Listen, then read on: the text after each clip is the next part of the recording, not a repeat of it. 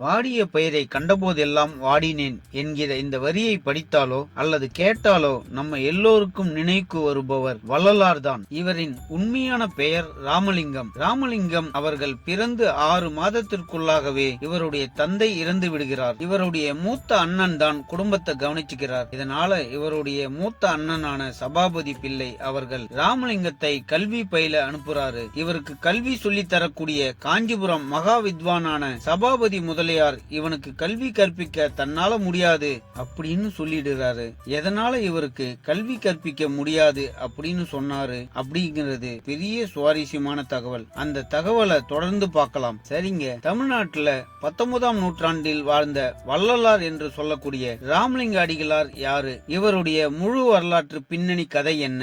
இவர் உருவ வழிபாட்டை மறுத்து ஒளி வழிபாட்டை ஏன் முன்வைத்தார்? அப்படிங்கிற இது போன்ற பல சுவாரஸ்யமான தகவல்களை விரிவா இந்த வீடியோவில் முழுமையா பார்க்கலாம் வாங்க.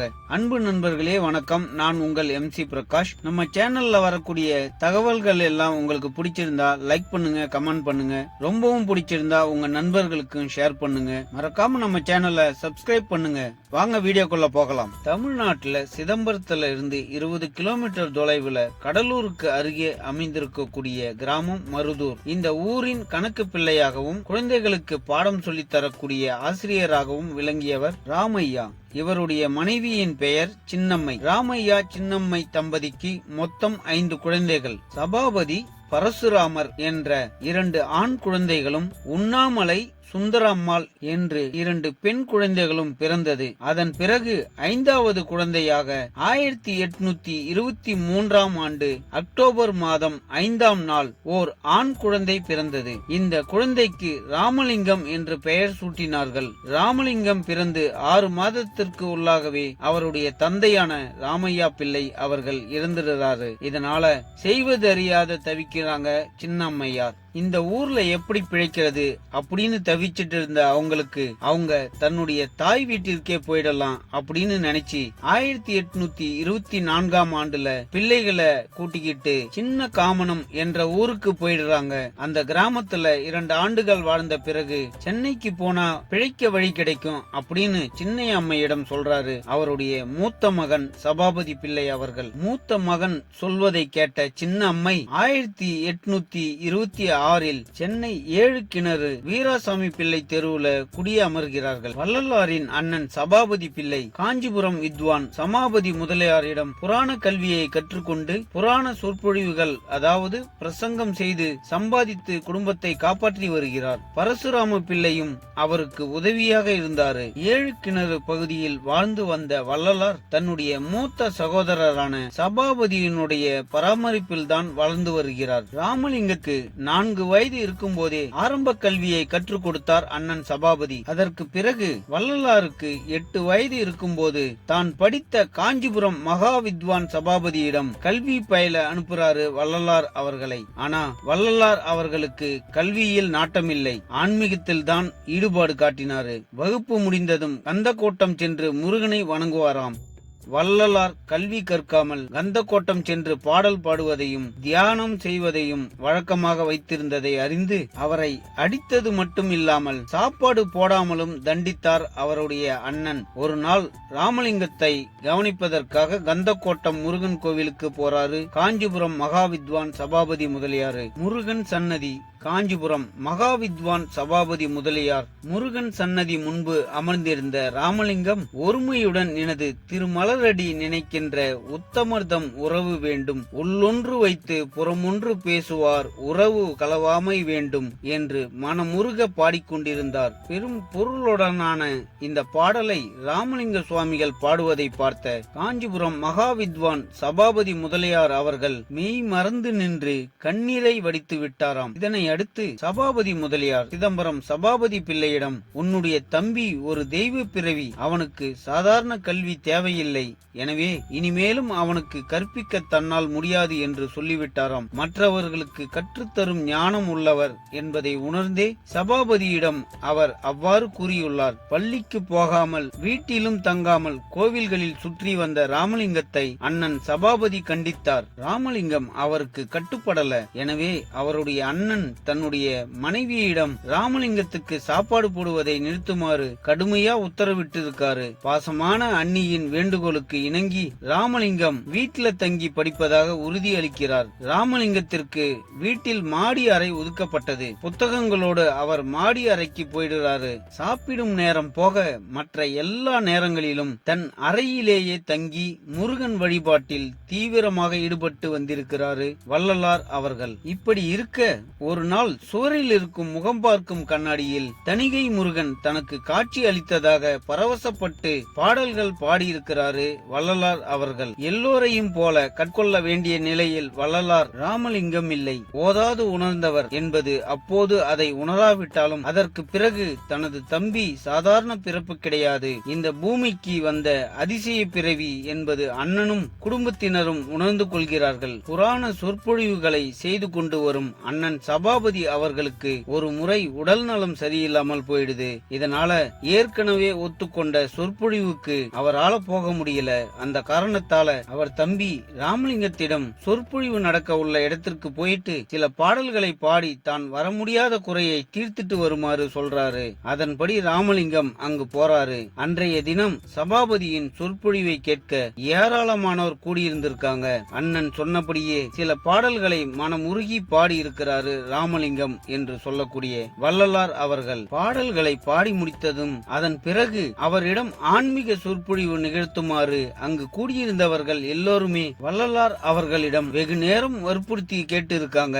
அதன் பிறகு ராமலிங்கம் அவர்கள் ஆன்மீக சொற்பொழிவாற்ற ஒப்புக்கொண்டுள்ளார். இதுதான் அவருடைய முதல் சொற்பொழிவு. அப்பொழுது ராமலிங்கம் அவர்களுக்கு என்ன வயது தெரியுங்களா? வெறும் 9 வயது தாங்க. ராமலிங்கம் தன்னுடைய 12ஆம் வயசுல திருவெற்றியூர் சென்று வழிபட தொடங்கினார். அவர் வசித்து வந்த 7 கிணறு பகுதியிலிருந்து திருவெற்றியூருக்கு தினமும் நடந்தே சென்று வழிபட்டு வருவதுதான் வழக்கமாம். குடும்பத்தினரின் புரிதலுக்கு பிறகு முழுமையாக 12 வயது முதல் அருள் வாழ்க்கையை தொடங்கினார் வள்ளலார் அவர்கள். திருவெற்றியூர், திருமுல்லைவாயல், திருவள்ளூர், திருத்தணி என்று பல தலங்களுக்கும் சென்று பாடினார். அவர் பாடிய 6000 பாடல்கள் 6 திருமுறைகளாக தொகுக்கப்பட்டு வந்திருக்கும் நூல்தான் 1850ஆம் ஆண்டு ராமலிங்கத்திற்கு 27வது வயதில் அவரது மூத்த சகோதரியின் மகளான தனக்குடி என்ற பெண்ணை அவருக்கு குடும்பத்தினர் வற்புறுத்தி திருமணம் செய்து வைக்கிறாங்க. இருந்தாலும் திருமணம் முடிந்த பிறகு அவருக்கு திருமண வாழ்க்கையில் விருப்பமில்லாததால அந்த வாழ்க்கையை துறந்து துறவு வாழ்க்கையை மேற்கொண்டு உலக மக்கள் மற்றும் மற்ற உயிரினங்களின் துயர் போக்குவதற்கான முயற்சிகளில் ஈடுபட்டாரு. அதன் பிறகு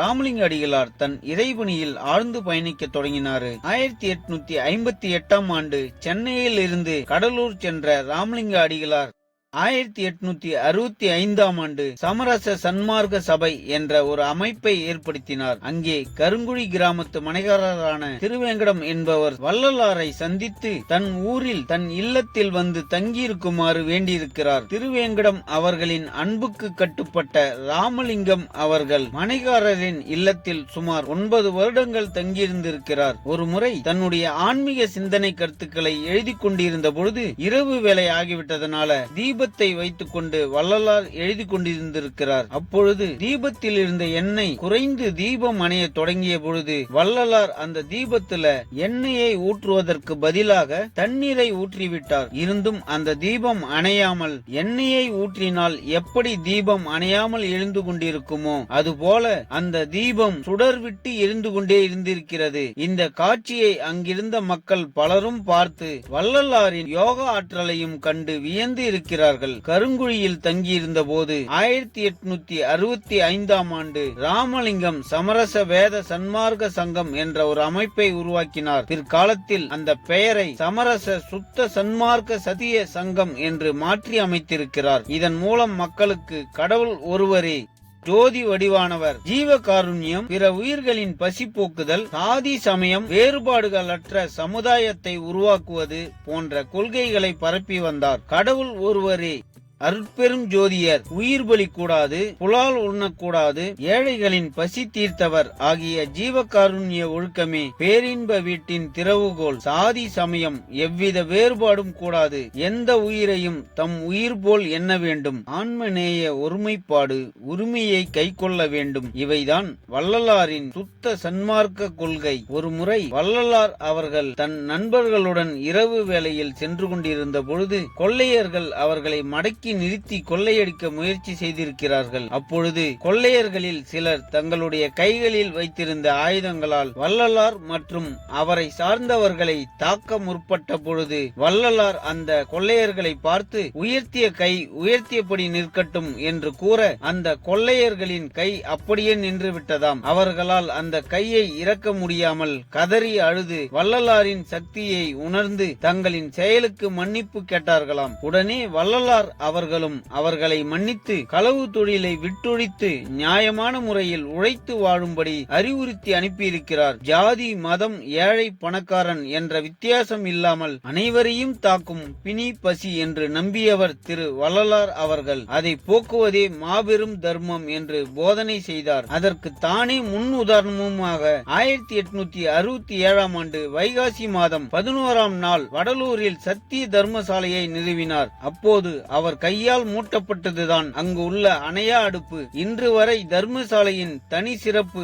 அந்த அணையா அடுப்புதான். பலரின் பசியை போக்குவதே அதன் பொறுப்பு. கடலூர் மாவட்டத்தை பொறுத்த மட்டில் சுனாமி, புயல், வெள்ளம் என எந்த பேரிடர் வந்த போதும் தங்கு தடையின்றி மக்களுக்கு உணவு வழங்கி ஆதரித்து உள்ளது இந்த தர்மசாலை. எந்த சூழலிலும் இந்த நெருப்பு அணைந்தது இல்லை. இங்கு தினமும் 3 வேளை சமைக்கப்பட்டு ஒவ்வொரு வேளைக்கும் 1000 கணக்கானோருக்கு அன்னதானம் வழங்கப்பட்டு வருகிறது. உலகத்தில் தர்மம் உள்ளவரை இந்த அடுப்பு அணையாது, இந்த அடுப்பு உள்ளவரை தர்மம் அணையாது என்று வள்ளலார் சொன்னது போலவே தர்மத்தின் துணையால் அணையாமல் தொடர்ந்து எரிந்து கொண்டே இருக்கிறது.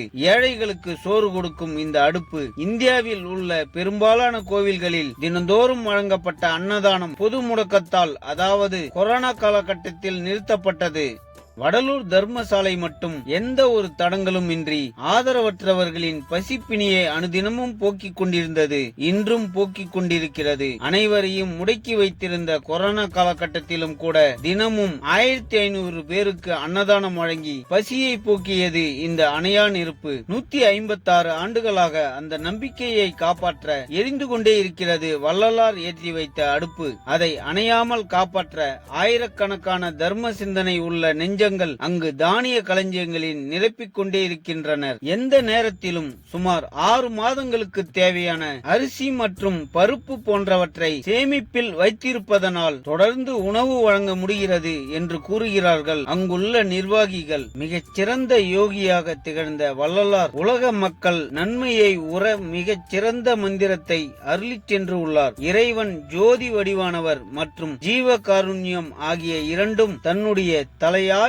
கொள்கைகளாக கடைபிடித்து வந்த வள்ளல் பெருமான் இந்த இரு வார்த்தைகளை மக்களுக்கு எப்போதும் நினைவு கூற தக்க வகையில் இந்த அற்புதமான மந்திரத்தை ஏற்றியுள்ளார். அருட்பெருஞ்சோதி, அருட்பெருஞ்சோதி, தனிப்பெருங்கருணை, அருட்பெருஞ்சோதி என்பதே வள்ளல் பெருமான் உலக மக்களுக்காக அளித்த மிகச் சிறந்த மந்திரம். இந்த வள்ளல் பெருமானின் மந்திரத்தை தொடர்ந்து உச்சரிப்பவர்களுக்கு அகத்திலும் புறத்திலும் இருக்கின்ற தீவினைகள் அகலும், ஜீவ காருண்யம் பெருகும், தீராத நோய் நொடிகள் ஏதும் அண்டாது, வீண் விரயங்கள் போன்றவற்றை ஏற்படாமல் காக்கும், குடும்பத்தில் மகிழ்ச்சி பெருகும், தீய குணங்கள் நம்மை விட்டு நீங்கும், நல்லோர் நட்பு அதிகரிக்கும், தீயவர்கள் நம்மை விட்டு விலகி செல்வார்கள். தன் வாழ்நாளில் சாதி சமய வேறுபாடுகள் அற்ற சமுதாய உருவாக்க அரும்பாடுபட்டவரும் மக்களுக்கு மெய்யான இறைவழியை காட்டி அவர்களை இறைநிலை அடைய தொடர்ந்து முயற்சித்தவருமான வள்ளல் பெருமான் என்று சொல்லக்கூடிய வள்ளலார் அவர்கள் 1874 ஆண்டு ஜனவரி மாதம் 30ஆம் தேதி தைப்பூச திருநாள் அன்று வடலூரில் உள்ள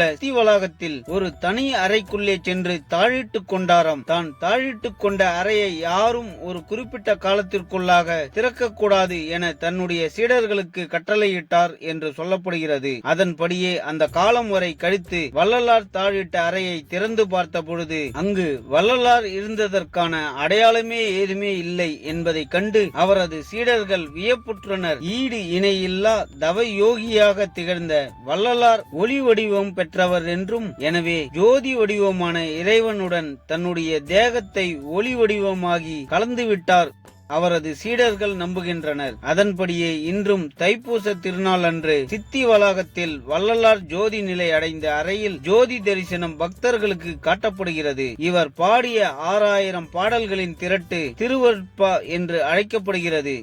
6 திருமுறைகளாக பகுக்கப்பட்டுள்ளது. திருவருட்பா முதலில் ராமலிங்க அடிகளின் தலைமை சீடர் தொழுவோர் வேலாயுதனரால் 4 திருமுறைகளாக வெளியிடப்பட்டன. பின்னர் 5ஆம் 6ஆம் திருமுறைகள் வெளியிடப்பட்டது. முன்னாள் தமிழக அறநிலையத்துறை ஆணையாளர் பாலகிருஷ்ணன் ராமலிங்கரின் உரைநடை கடிதங்கள் முதலியவற்றை தனி நூலாக தொகுத்து வெளியிட்டார். இந்திய அரசு வள்ளலார் அவர்களின் சேவையை கருத்தில் கொண்டு 2007ஆம் ஆண்டு ஆகஸ்ட் 17இல் அஞ்சல் தலை வெளியிட்டு சிறப்பித்திருந்தது என்பது குறிப்பிடத்தக்கது. அருட்பெரும் ஜோதி, அருட்பெரும் ஜோதி, தனிப்பெரும் கருணை, அருட்பெரும் ஜோதி. அன்பு நண்பர்களே, இந்த தகவல் உங்களுக்கு பிடிச்சிருந்தா லைக் பண்ணுங்க, கமெண்ட் பண்ணுங்க. ரொம்பவும் பிடிச்சிருந்தா உங்க நண்பர்களுக்கும் ஷேர் பண்ணுங்க. மறக்காம நம்ம சேனலை சப்ஸ்கிரைப் பண்ணுங்க. நன்றி. உங்கள் MC பிரகாஷ்.